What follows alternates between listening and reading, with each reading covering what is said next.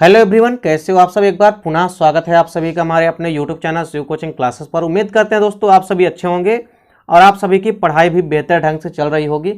आज की इस वीडियो में हम देखेंगे क्लास 12 बायोलॉजी एनसीईआरटी चैप्टर 11 के जितने भी वस्तुनिष्ठ प्रश्न हैं वो हम आपको आज की इस वीडियो में प्रोवाइड कराएंगे। और इसके पहले यदि अभी तक आपने चैप्टर 10 तक के वस्तुनिष्ठ प्रश्नों की वीडियो नहीं देखी है तो आप प्ले लिस्ट में जाकर के देख सकते हैं। वहां हमने इंपॉर्टेंट क्वेश्चन, इंपॉर्टेंट वस्तुनिष्ठ प्रश्नों के सीरीज जो है चैप्टर 1 से लेकर के चैप्टर 10 तक की कंप्लीट करा दी है, तो वहां पे आप प्ले लिस्ट में जाकर के देख सकते हैं। आइए सीधे वीडियो को स्टार्ट करते हैं। देखिए पहला क्वेश्चन क्या है, प्रतिबंधन एंजाइम पाए जाते हैं। तो ये आपको याद रखना है कि जो प्रतिबंधन एंजाइम होते हैं ये बैक्टीरिया में पाए जाते हैं। किस में पाए जाते हैं? बैक्टीरिया में पाए जाते हैं। अगला क्वेश्चन है, इथिडियम ब्रोमाइड का उपयोग किसके अभिरंजन में होता है? तो आपको याद रखना है कि जो इथिडियम ब्रोमाइड है इसका उपयोग जो होता है वह डीएनए यानी डीऑक्सीराइबो न्यूक्लिक एसिड के अभिरंजन में होता है। अगला क्वेश्चन है, इको आरआई क्या है? तो इको आरआई क्या है? यह एक प्रकार का रिस्ट्रिक्शन एंजाइम है। क्या है? एक प्रकार का रिस्ट्रिक्शन एंजाइम है, ये आपको याद रखना है। अगला क्वेश्चन है, जैव प्रौद्योगिकी विभाग की स्थापना कब की गई? तो देखिए जैव प्रौद्योगिकी यानी जो बायोटेक्नोलॉजी विभाग है इसकी स्थापना कब की गई थी? 1986 में यानी 1986 में। ये आपको याद रखना है। अगला क्वेश्चन है, बीटी जीन युक्त फसल का ट्रेड नाम है। देखिए जो बीटी जीन युक्त फसल है इसका ट्रेड नाम क्या है? Yield guard. क्या है? Yield guard. अगला क्वेश्चन है, आरटी प्लाज्मिड प्राप्त होता है। तो आरटी प्लाज्मिड आपको याद रखना है किससे प्राप्त होता है? यह एग्रोबैक्टीरियम से प्राप्त होता है। किससे प्राप्त होता है? एग्रोबैक्टीरियम से प्राप्त होता है। अगला क्वेश्चन है, डीएनए खंडों को आपस में जोड़ता है। तो डीएनए खंडों को आपस में कौन जोड़ता है? डीएनए लाइगेज एंजाइम जो है यह डीएनए खंडों को आपस में जोड़ता है। अगला क्वेश्चन है, पीसीआर में किस एंजाइम का उपयोग होता है? यानी पॉलीमरेज जो चैन रिएक्शन है तो पीसीआर इसको हम शॉर्टकट में कहते हैं। तो पॉलीमरेज श्रृंखला अभिक्रिया जो होती है इसमें किस एंजाइम का यूज होता है? तो इसमें आपको याद रखना है टेक पॉलीमरेज एंजाइम का यूज होता है। अगला क्वेश्चन है, द्विबीजपत्री पौधों में जीन स्थानांतरण हेतु उपयोग किया जाता है। तो देखिए जो डाइकाट प्लांट होते हैं उनमें जीन ट्रांसफर हेतु किसका उपयोग किया जाता है? तो टीआई प्लाज्मिड का। किसका किया जाता है? टीआई प्लाज्मिड का यूज किया जाता है। यहां पे किसमें? द्विबीजपत्री पौधों में जीन के स्थानांतरण हेतु टीआई प्लाज्मिड का यूज किया जाता है। अगला क्वेश्चन है कि पहले जंतु क्लोन का नाम बताइए।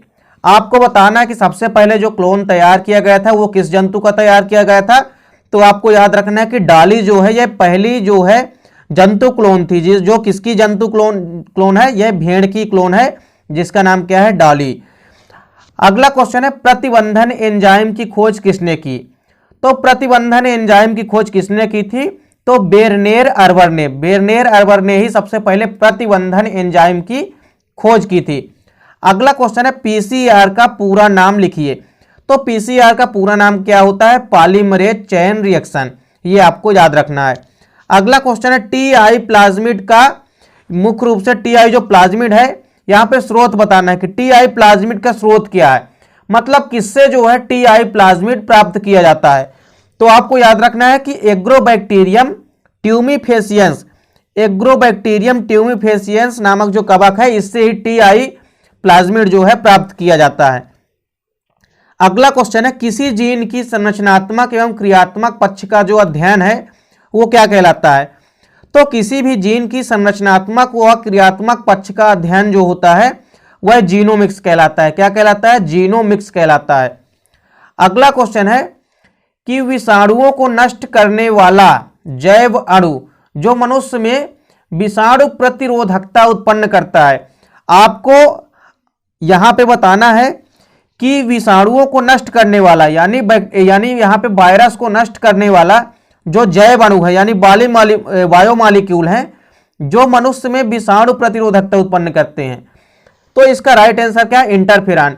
इंटरफेरॉन जो है यह विषाणु प्रतिरोधकता जो है उत्पन्न करते हैं जो कि पुनः आने वाले विषाणुओं को नष्ट करते हैं। अगला क्वेश्चन है, एक ट्रांसजीनिक पादप का नाम बताइए। तो यहां पे एक ट्रांसजीनिक पादप का एग्जाम्पल लिखना है। तो सबसे बढ़िया एग्जाम्पल क्या है? BT cotton. बीटी काटन जो है यह क्या है? एक ट्रांसजीनिक जो है कपास की क्या है, ट्रांसजेनिक फसल है। अगला क्वेश्चन है कि वह जीन चिकित्सा पद्धति जिसके द्वारा किसी जीव में गड़बड़ी वाले जीन को सही जीन द्वारा प्रतिस्थापित किया जाता है। तो आपको बताना है कि वह जीन चिकित्सा पद्धति को क्या कहते हैं जिसके द्वारा किसी भी गड़बड़ी युक्त जीन्स को सही जीन द्वारा प्रतिस्थापित किया जाता है, यानी गड़बड़ी युक्त जो जीन्स हैं उनको हटा करके उनकी जगह पर सही जीन्स का समावेश कराया जाता है। तो ऐसी चिकित्सा पद्धति को हम क्या कहते हैं, जीन थेरेपी कहते हैं या जीन उपचार कहते हैं। क्या कहते हैं, जीन थेरेपी कहते हैं। अगला क्वेश्चन है कि डीएनए फिंगरप्रिंटिंग की आधारशिला किसने रखी, यानी डीएनए फिंगरप्रिंटिंग की खोज किसने की थी।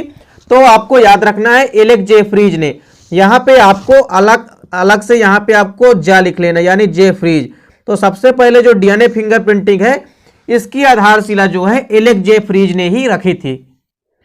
अगला क्वेश्चन है जीवाणु भोजी द्वारा एक जीवाणु से दूसरे जीवाणु में डीएनए के स्थानांतरण को क्या कहते हैं।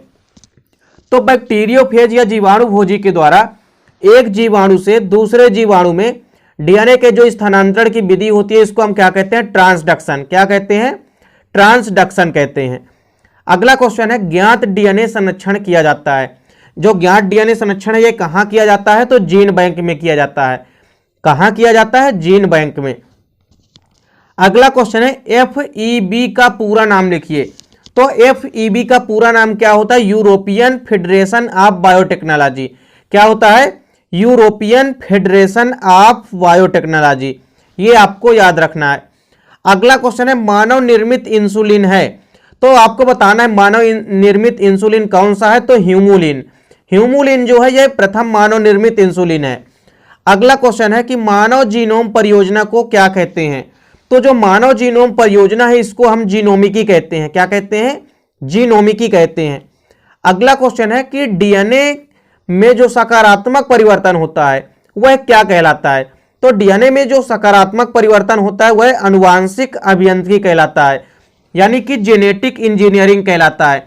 डीएनए में कोई भी यदि सकारात्मक परिवर्तन कहलाता है तो वो है आनुवांशिक अभियांत्रिकी, यानी कि जेनेटिक इंजीनियरिंग।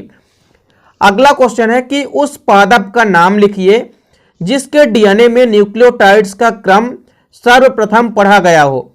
तो ऐसे किसी पादप का नाम लिखना है जिसमें कि डीएनए जो है उसके न्यूक्लियोटाइड्स का क्रम सबसे पहले पढ़ा गया हो। तो एरेबिडोप्सिस, एरेबिडोप्सिस में सबसे पहले न्यूक्लियोटाइड्स का क्रम जो है पढ़ा गया था।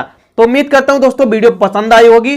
दोस्तों वीडियो अच्छी लगे तो लाइक और कमेंट कीजिएगा, साथ ही साथ दोस्तों के बीच शेयर कीजिएगा। मिलते हैं दोस्तों नेक्स्ट वीडियो में, तब तक के लिए जय हिंद, वंदे मातरम।